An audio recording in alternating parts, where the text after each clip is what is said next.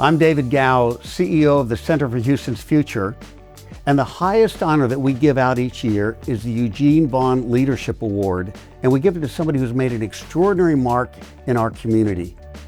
I'm delighted to say that this year, we are honoring George DeMontrond as the winner of the Vaughan Award.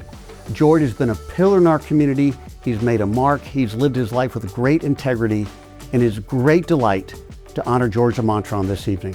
I've always admired George because he's probably the smartest guy I have ever met.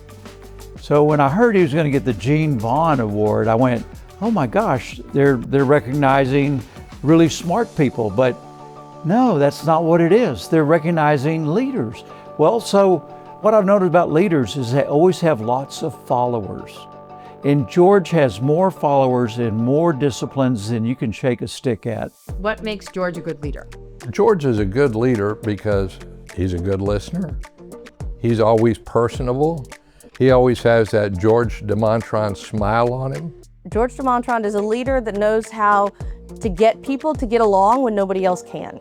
He comes in and he sees things in such a way that nobody else has seen them, and he can figure out a win-win-win-win for everybody involved. He really is a person who gives of himself. I love the civic service that George has given to the city. He's done more for our whole region and is such a Houstonian and a great mirror of what we should all be doing. He's always there. I mean, he doesn't just join a board to join a board. He joins a board to participate. And he's a great example, not just for the younger generation, but for all of us business people. He is so motivated and so gung-ho, and I know that if he is asked to lead something, he does it all the way. I like to be involved in something where I can make a positive impact on it. My biggest regrets have always been on things that I probably didn't do rather than the ones I did do.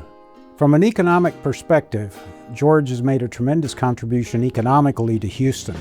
He took over when his father passed a car dealership that was well known, but he built it into an empire, so to speak, here in Houston. He is a shrewd businessman, there's no question. My son was turned 16, of course, and I called George to make sure that I got the right truck for him, and he, of course, put him in a perfect DeMontrond truck. And my son is sad to this day that he sold that DeMontrond truck. So that's a good businessman and a good friend. I always appreciated the fact that he was this really incredibly successful businessman who turned his servant leadership into lifting up the entire city. He's the most humble servant for the city of Houston. He is just an advocate for all things great for our already great city. From a civic perspective, I don't know of anyone that works harder than George. I remember when I was a member of the Houston City Council, George was tasked with the responsibility of trying to bring the Olympics to Houston. When we started the Olympic bid process in 1998, the first thing he had to do was build a board, which we had no real following for the Olympic movement at that point, and so he had a hard sell. I think the efforts to bring the Olympics to Houston was a very important thing I was glad I got involved in. Even though we were unsuccessful, I think we were successful in focusing Houston on the things it needed to do to improve its image to the world. While we didn't ultimately bring the Olympics to Houston, many sporting events have come to Houston over the past couple of decades because people learned about Houston in that process. Growing up, he always taught us how important it was to be active and involved and give back to the community. He used to always say, if they ask you to do something, you don't say no. They're all servant leaders, the entire family. And I think that's one of the incredible legacies that George DeMontrond has. Some of his mentors, like Gene Vaughan, have inspired him to take on some of the positions that he does.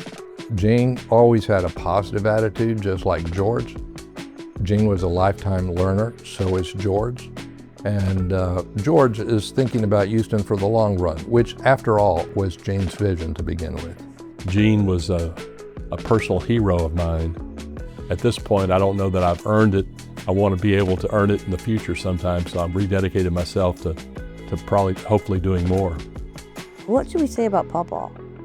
Do you think we should say that Pawpaw has a heart as big as Texas? And that he is the first one to give anything that anybody needs? Yeah. And that his granddaughter Gracie sure does love him? Yeah. Okay.